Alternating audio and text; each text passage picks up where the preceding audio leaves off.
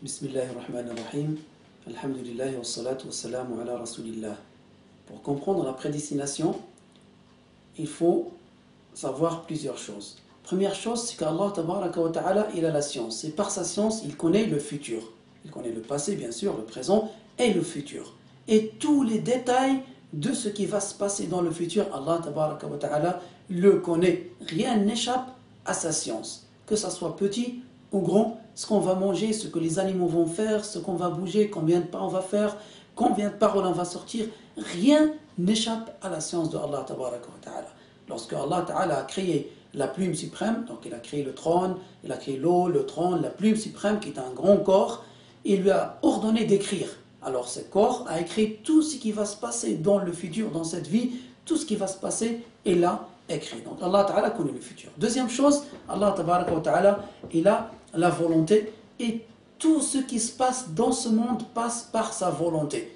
Donc, si Allah ne veut pas quelque chose, il ne sera pas. Comme le prophète sallallahu alayhi wa sallam enseignait une de ses filles, il lui disait, tout ce que Dieu veut sera, tout ce que Dieu ne veut pas ne sera pas. Donc tout ce qui se passe dans ce monde, que ce soit du bien ou du mal, c'est sous la volonté de Dieu. Mais bien sûr, Allah tabaraka wa ta'ala, il aime le bien et n'aime pas le mal. Il a ordonné le bien, il a interdit le mal. Mais Allah ta'ala nous a donné une capacité de choisir entre le bien et le mal et nous a menacé par le châtiment de l'enfer et nous a encouragé à faire le bien, ordonné à faire le bien par le fait qu'il y a le paradis. Donc c'est à nous d'agir dans le bien. Donc on dit Dieu a une volonté, bien sûr sa volonté ne change pas.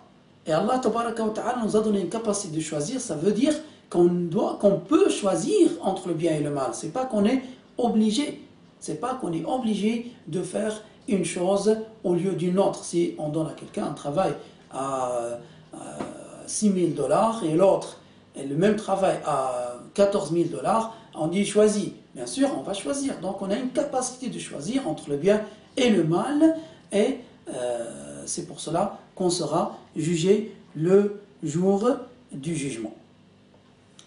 Donc, les choses aussi se passent par la création de Allah. C'est Dieu qui crée les choses. Personne ne crée. Nous ne créons pas nos actes. Nous ne créons pas les choses. C'est Allah tabaraka wa ta'ala qui crée les choses. Nous faisons qu'acquérir. Donc, nous dirigeons notre intention à faire une chose, mais nous ne la créons pas. Que ce soit un bien ou un mal, c'est Dieu qui l'a créé. Donc, on sait Dieu a su ce qui va se passer. Il a voulu ce qui va se passer et il a créé ce qui va se passer. Donc on dit Dieu a prédestiné les choses.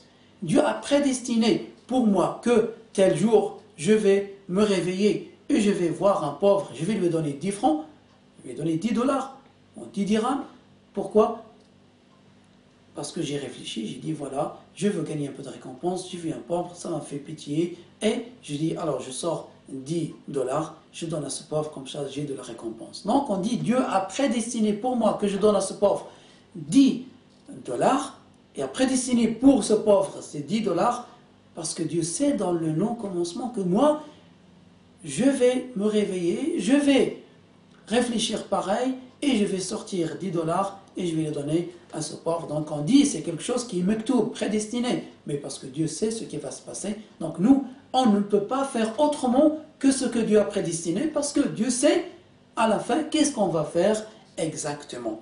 Exactement. Donc les choses passent par la volonté de Dieu, mais on a aussi une volonté qui est sous la volonté de Dieu. Par rapport à la volonté, donc, la volonté de Dieu ne change pas. Mais on dit, si les choses sont prédestinées, comment ça se fait quand on invoque Dieu? Qu'est-ce qui se passe? Alors on dit que dans le non-commencement, Dieu sait qu'on va invoquer Dieu. Je vais être dans des problèmes, par exemple, je suis marié, je n'ai pas d'enfant, et je vais pleurer et demander à Allah Ta'ala d'avoir un enfant comme il a donné aux autres. Donc dans le non-commencement, Dieu sait que je vais invoquer Dieu, et dans le non-commencement, Allah Ta'ala, par sa clémence, a voulu pour moi que j'aille un enfant. Dans le non-commencement, Dieu a prédestiné cela. Donc, ce n'est pas parce que j'ai invoqué Dieu que Dieu a changé sa volonté. Non, dans le non-commencement, Dieu sait que je vais invoquer Dieu et il a voulu pour moi que j'aille un enfant.